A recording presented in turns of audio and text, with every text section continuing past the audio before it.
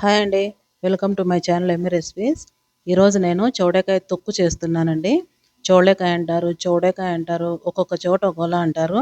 నేను ఈరోజు చేస్తున్న చౌడకాయల తొక్కు జొన్న రొట్టెలోకి, అన్నంలోకి చాలా బాగుంటుంది. పచ్చి కొబ్బరి వేయడం వల్ల మంచి టేస్ట్ వస్తుందండి. ఇంకా అన్నంలోకి అయితే నేను ఇక్కడ నెయ్యి కూడా వేసుకోవడం లేదు. ఈ తొక్కుతో అలాగే తినేయచ్చు అనమాట. అంత కమ్మగా ఉంటుంది. ఇందులో హెవీ మసాలాలు ఏం వేయట్లేదండి. సింపుల్గా చేస్తున్నాను. మీరు కూడా ఈజీగా చేసుకోవచ్చు. ముందుగా కొత్తగా చూస్తున్న వాళ్ళు సబ్స్క్రైబ్ చేసుకోండి, లైక్ చేయండి, షేర్ చేయండి, కామెంట్ చేయండి. నేను మంచి యూస్ఫుల్ రెసిపీస్తో వస్తుంటాను, ఇలాగ ఈజీ చేసుకోగలిగే రెసిపీస్. నేను ఇక్కడ చూపిస్తున్నా కదండి, చౌడేకాయలు అంటాం వీటిని. కొందరికి తెలియదని చెప్పేసి చూపిస్తున్నాను. వీటిని కట్ చేయడం కంటే నేను చూపిస్తున్న విధంగా ఒలుచుకుంటేనే బాగుంటుందన్నమాట. ఎందుకంటే నార ఉంటుందన్నమాట, పీచు అది ఈజీగా వచ్చేస్తుంది అనమాట.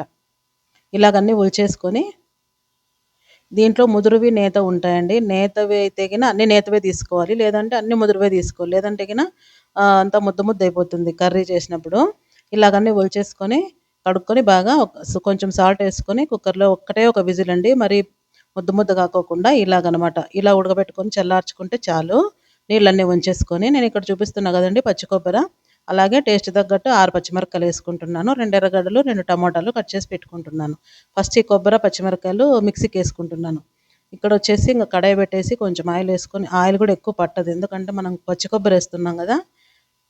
ఈ ఆయిల్ వేడయ్యాక ఆవాలు, జీలకర్ర చిటపట్లాడినాక ఇందాక తరిగి పెట్టుకున్న ఎర్రగడ్డ వేసేసి, అలాగే పచ్చికరివేపాకు అనమాట, ఇవన్నీ వేసుకొని కొంచెం పసుపు, సాల్ట్ ఇవి మగ్గే కోసం ఇవి వేసుకొని కొంచెం అలాగే కట్ చేసుకున్న టమోటా వేసుకొని బాగా మగ్గపెట్టుకున్నామంటే ఇంకా దీంట్లోకి నీళ్ళు కూడా అవసరం లేదండి, బాగా మెత్తగా మగ్గిపోతాయి. ఆల్రెడీ మనం చౌడకాయ ఉడకబెట్టుకున్నాం కదా. ఇది ఇంతకుముందు అయితే గిన రోలు ఉన్న వాళ్ళు అయితే గిన ఇవన్నీ పచ్చివే వేసి దంచేసి కచ్చా పచ్చగా డైరెక్ట్ స్టవ్ మీద పెట్టేసేవాళ్ళు అనమాట. కొంచెం పచ్చి నూనె అన్ని పచ్చి వేసేసి చాలా బాగుండేది. ఇక్కడ నాకు రోల్ ఫెసిలిటీ లేదన్నా కదా, అందుకోసం ఇలా ఉడకబెట్టి చేసుకుంటున్నాను. ఇలా ఉడకబెట్టుకోవడం వల్ల పసురు వాసన రాదనమాట, లేదంటే గిన చౌడకాయల్లో పసురు ఎక్కువ ఉంటుంది. ఇది కూడా చాలా బాగుంటుందండి, ఒకసారి ట్రై చేయండి. అలాగే ఎర్రగడ్డ మగ్గినాక మనం ఇందాక మిక్సీకి వేసుకున్న పచ్చి కొబ్బరి తొక్కేసేసుకొని అర్ధ స్పూన్ ధనియాల పొడి వేసుకొని బాగా కలిపెట్టేసుకొని ఇందాక మనం చల్లార్చుకున్నాం కదా చౌడకాయలు, అవి పిండేసుకోవాలన్నమాట. ఎందుకంటే నీరు నీరు ఉంటే గిన సప్పగా ఉంటుంది కూర. ఇలాగంతా పిండేసుకొని అన్నీ మొత్తం అలా వేసేసుకొని బాగా కలిపెట్టుకుంటే గిన ఈ కారం అనేది దాంట్లోకి పడుతుంది అనమాట, మరి చప్పదనం లేకుండా. ఇది పొద్దున్న చేసుకోవాలనుకుంటే గిన రాత్రే ఒలిచి పెట్టేసుకోవచ్చండి.